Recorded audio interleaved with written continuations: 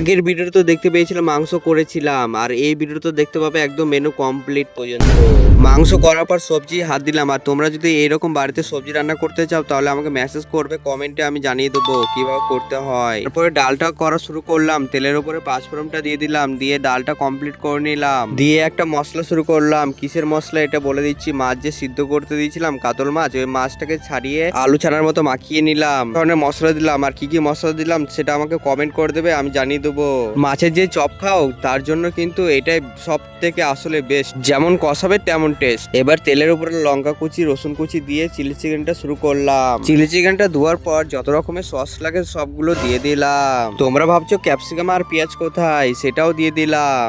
এদিকে আমরা চিপসটাও ভেজে নিলাম। ফিশ কাটলেট আমাদের কমপ্লিট হয়ে গেল।